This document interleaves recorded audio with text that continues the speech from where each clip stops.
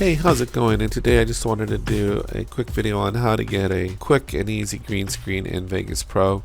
So I have some green screen footage here, and I'm just going to drag it down to the timeline just as video only. And the one thing I want to say is what you can do is you can go into View, is it Tools? It's View, Windows, and if you go into Video Scopes, if you pull up the waveform monitor, it kind of gives you a view of how good of a green screen you got. And ideally, if your green screen is evenly lit, this should be pretty much a straight line. You can see it's not 100% straight, but it's not the best key in the world, but it's not the worst either. So you can see it's kind of getting darker over here, but it's not too bad. I could do a better job of lighting the green screen. So ideally, the better your green screen footage is, the better key you're going to have, obviously. And then if there's some differentiating in lighting, maybe like, I don't know, stop between these two, between your subject, and that always helps too. If you're lighting some difference here, because that's the light and this is the screen behind it.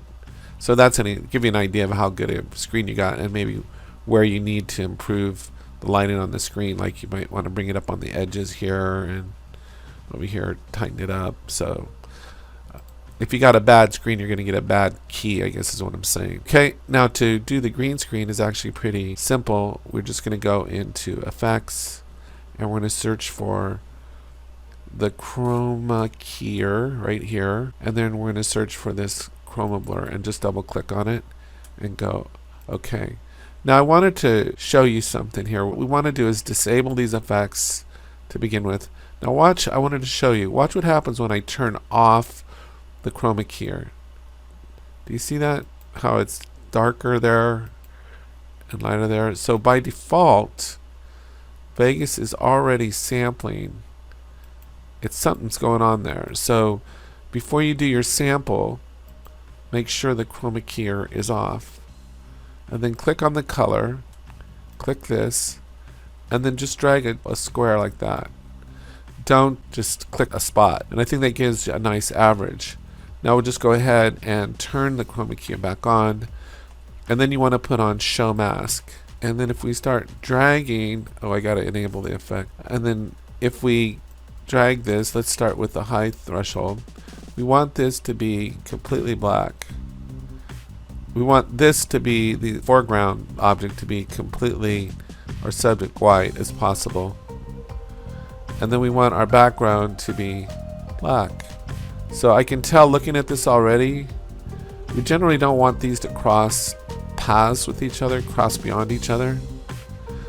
But actually I can tell looking at this right now, the green screen was lit relatively well. And so this is going to be, I can tell already, a great key. Now for the chroma blur, you can click that, add that on, and then depending if you notice any green fringing, you can adjust this to light, medium. I think we can just do a light blur on this. What we can do next is, let me go ahead and go back in the chroma key and disable this.